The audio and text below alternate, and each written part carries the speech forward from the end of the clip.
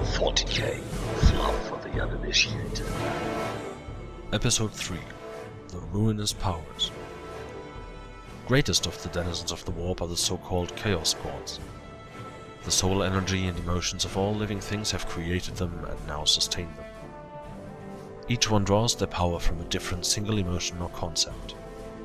Because they are the strongest of the simple or complex emotions within living creatures, they coalesced in the warp quite like planets coalesce from space dust, as long as enough of it is available.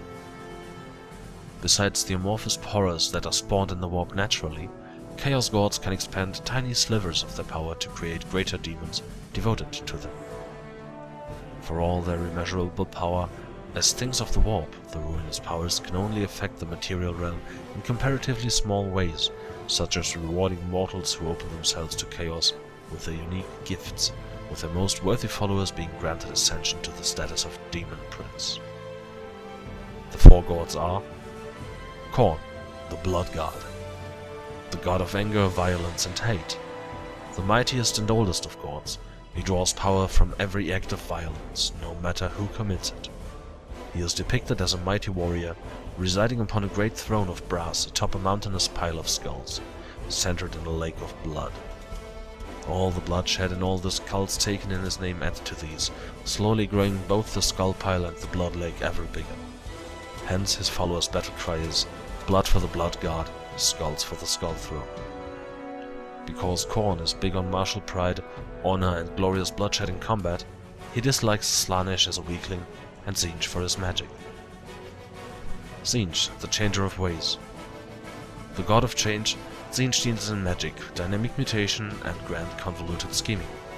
He treats the immaterium and the real space as the greatest game of all time, and aims to manipulate the course of history to his will, though none will ever know what his intentions may be. He is equally likely to spend decades manipulating a chaos cult to assassinate a political leader, as to have them killed before they can realize their plan, without any apparent gain to his cause. He may sacrifice one of his greatest champions as one would a pawn in chess, or lay waste to an entire civilization, and no one will be able to ascertain what he might gain from it. Consequently, he is often depicted as a writhing, twisting serpent to represent constant change. Nurgle, the great god of decay. Other titles include the Fly Lord, the Great Corruptor, the Master of Pestilence, the Lord of Decay, and Papa Nurgle. Unlike the other Chaos Gods, Nurgle is at heart a benevolent entity.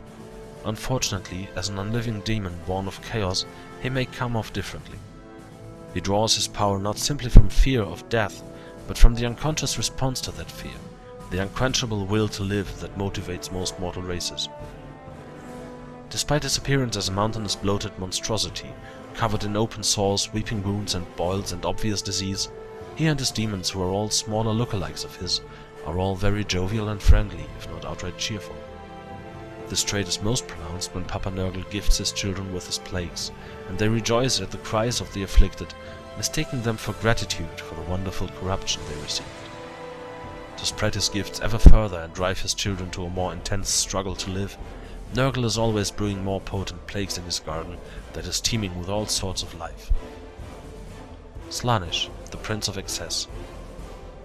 Youngest of the gods, birthed specifically from the excesses of the Eldar at the height of their civilization, Slaanesh is the god of excess, pleasure, perfection, and hedonism.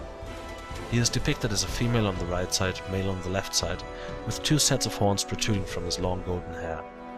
He can appear as any gender, including neither, but has a preference for male.